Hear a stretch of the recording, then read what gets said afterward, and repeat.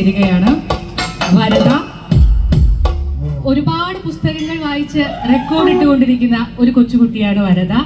അപ്പോൾ ഈ വേദിയിലെത്തി ഇവിടെയുള്ള എല്ലാവരെയും കണ്ടപ്പോൾ, ഈ പരിപാടി കണ്ടപ്പോൾ വരദയ്ക്ക് ഒരു ആഗ്രഹം, ഞാനിപ്പോൾ ഇങ്ങനെ സംസാരിക്കുന്നത് പോലെ അതേപോലെ എല്ലാവരെയും സ്വാഗതം ചെയ്യുന്നത് പോലെ എനിക്കും ഒന്ന് ഇക്കാര്യങ്ങളൊക്കെ നിങ്ങളോട് അവതരിപ്പിക്കണം, അതിനുള്ളൊരു അവസരമുണ്ടോ എന്ന് ചോദിച്ചു.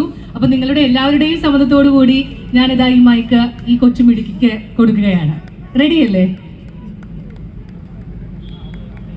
മാതൃഭൂമി അന്താരാഷ്ട്ര അക്ഷരോത്സവം MPIFL 2024 ക എന്ന അക്ഷരത്തെ നമ്മുടെ നെഞ്ചോട് ചേർത്ത് പിടിക്കാൻ ഇനി ദിവസങ്ങൾ മാത്രം. ഫെബ്രുവരി 8 മുതൽ 11 വരെ കനകക്കുന്ന് കൊട്ടാരത്തിൽ. അതിന്റെ മുന്നോടിയായാണ് നാം ഇന്ന് മാനവീയം വീതിയിൽ എത്തിച്ചേർന്നിരിക്കുന്നത്. അപ്പോൾ ഞാനുണ്ടാകും, നിങ്ങളും ഉണ്ടാകില്ലേ?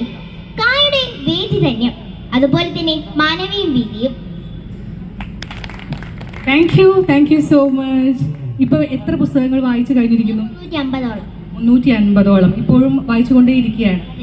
അപ്പോൾ എണ്ണയടക്കാൻ പറ്റില്ലല്ലോ, എണ്ണം.